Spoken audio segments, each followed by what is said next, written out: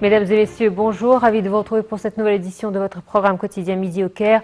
En ce samedi, le 14 mai 2022, commençons sans plus tarder notre actualité locale avec cette nouvelle concernant le président de Fattah el-Sisi qui se dirige aujourd'hui vers Abu Dhabi afin de présenter ses condoléances pour le décès du président émirati Cheikh Khalifa Ben Zayed Al Nahyan, mort hier à l'âge de 73 ans. Le chef de l'État a déploré le décès du président des Émirats arabes unis.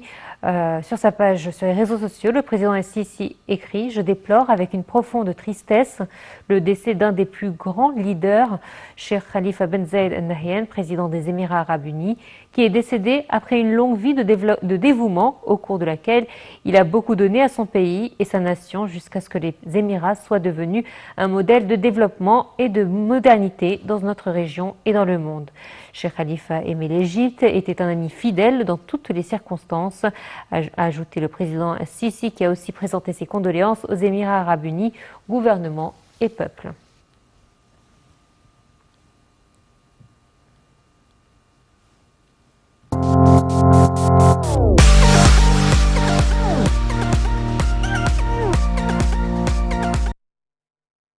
Et justement, l'Égypte a décrété un deuil national de 3 jours à travers la République à la suite du décès du président des Émirats arabes unis, Cheikh Khalifa Ben Zayed Al Nahyan, décédé hier après une vie pleine de travail sincère pour sa patrie et sa nation. Les dirigeants des pays arabes et du monde ont déploré aussi sa mort et ont présenté leurs condoléances. Le point dans ce commentaire.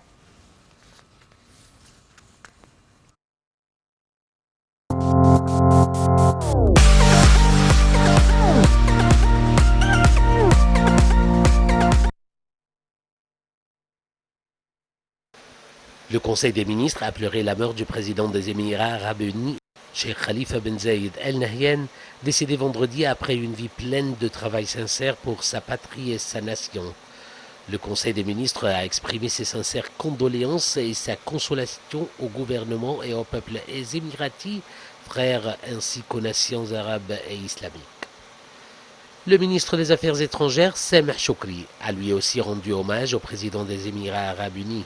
Shoukry a salué la présidence du défunt Cheikh Khalifa Ben Zayed Al Nahyan de son pays, les Émirats arabes unis. Il a également apprécié ses relations profondes et sa position envers l'Égypte.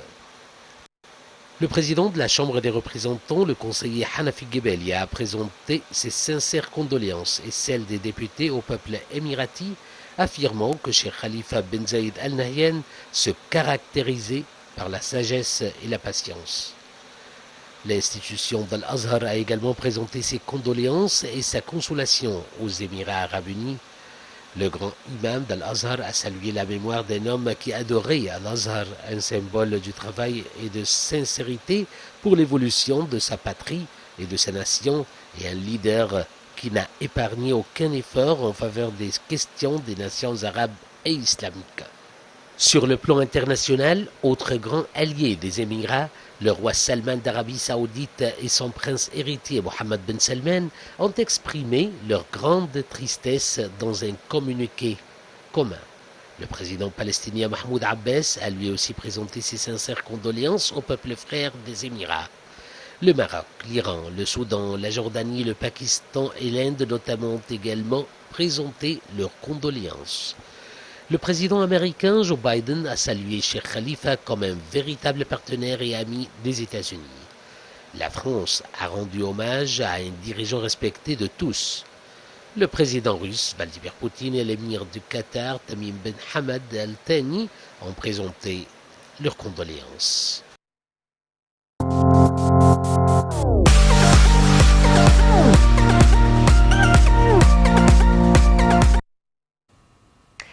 Les relations bilatérales entre l'Égypte et les Émirats arabes unis sont un modèle pour les relations entre les États arabes frères. Ces relations se sont considérablement développées au cours de ces 50 dernières années, jusqu'à atteindre actuellement le niveau de partenariat stratégique entre les deux parties, avec des liens historiques profondément ancrés qui unissent les deux pays à tous les niveaux et renforcent leurs intérêts communs. Le point de ces relations à travers ce commentaire. Le président des Émirats arabes unis, Cheikh Khalifa Ben Zayed Al Nahyan, est décédé vendredi à l'âge de 73 ans. Le gouvernement émirati a décrété un deuil officiel et les drapeaux mis en berne pour une durée de 40 jours. 3 jours à compter de vendredi seront non travaillés. Cheikh Khalifa devrait être remplacé sous peu par son demi-frère, le célèbre prince héritier d'Abu Dhabi, Mohammed bin Zayed. Ses positions, ses réussites, sa sagesse, sa générosité et ses initiatives se trouvent dans tous les coins du pays.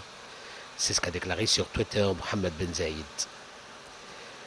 Khalifa bin Zayed, mon frère, mon mentor et mon professeur, que Dieu t'accorde sa miséricorde. Né en janvier 1948, Cheikh Khalifa a succédé en 2004 à son père Cheikh Zayed bin Sultan Al Nahyan, président et frère fondateur des Émirats arabes unis. Après l'établissement en 1971 de la fédération, Cheikh Khalifa a été désigné vice-premier ministre du nouvel État. Il a présidé ensuite le Conseil supérieur du pétrole. Sous le mandat de Cheikh Khalifa, les Émirats ont connu un rapide essor économique porté par les richesses pétrolières d'Abu Dhabi, qui concentrent 90% des réserves de la fédération, et l'affirmation de Dubaï comme hub de la finance luxueuse, destination touristique ou encore carrefour du transport aérien.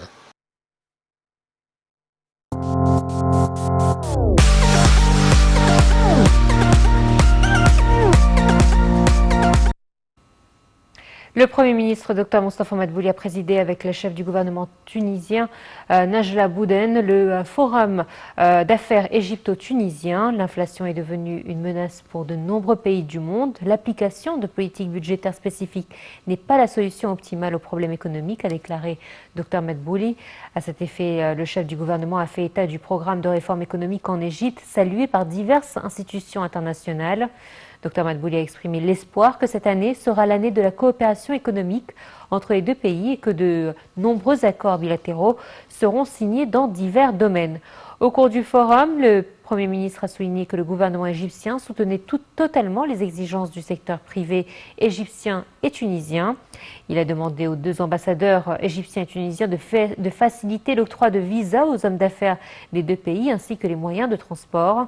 Pour sa part, la première ministre tunisienne Najla Bouden a déclaré que les obstacles seraient aplanis pour soutenir l'investissement entre les deux pays et le promouvoir dans tous les domaines.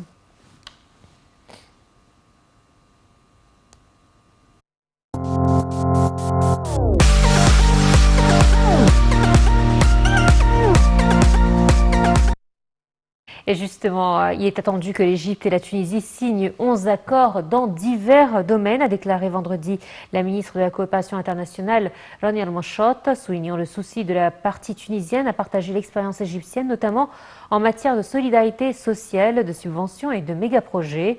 Les négociations préliminaires ont effectivement été entamées avec la partie tunisienne avant la tenue du Haut Comité conjoint sous la présidence des premiers ministres égyptiens, Moustapha Madbouli, et tunisien Najla Bouden, a affirmé El-Manshot. Le forum économique égypto-tunisien est une occasion pour les hommes d'affaires des deux pays de discuter de la coopération et de la complémentarité dans les diverses industries, des moyens de remédier aux obstacles et des opportunités d'investissement, a-t-elle dit. Les deux chefs de gouvernement avaient présidé jeudi le Haut Comité conjoint, inauguré le Forum économique égypto-tunisien et assisté à des activités culturelles dans le cadre de l'année culturelle égypto-tunisienne 2021-2022 sous les auspices des présidents des deux pays.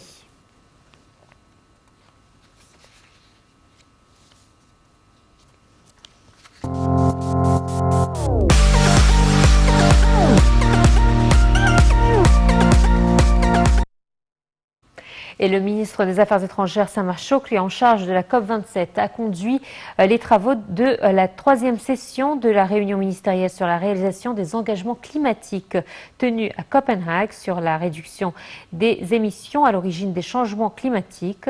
Le porte-parole du ministère des Affaires étrangères, Ahmed Hafez, a indiqué ce vendredi sur son compte Twitter que le chef de la diplomatie égyptienne a souligné les points d'entente auxquels est parvenue la dernière réunion tenue à Glasgow, portant sur la révision et la promotion des contributions définies à l'échelle nationale au niveau de la réduction des émissions. Chokri a affirmé l'importance de prendre une action urgente à cet égard en vue de mettre en œuvre les engagements climatiques.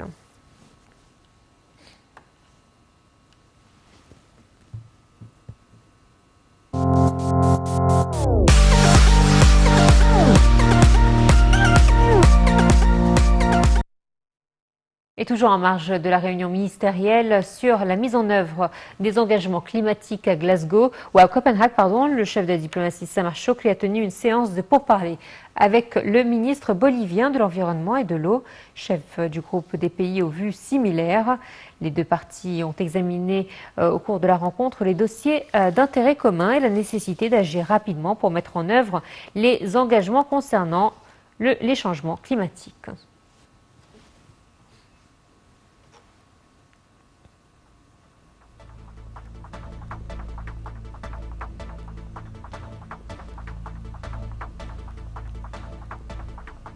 Voilà, c'est ainsi que prend fin cette édition. Merci de nous avoir suivis. Excellente suite de programmes sur NetTV International. À très bientôt. Au revoir.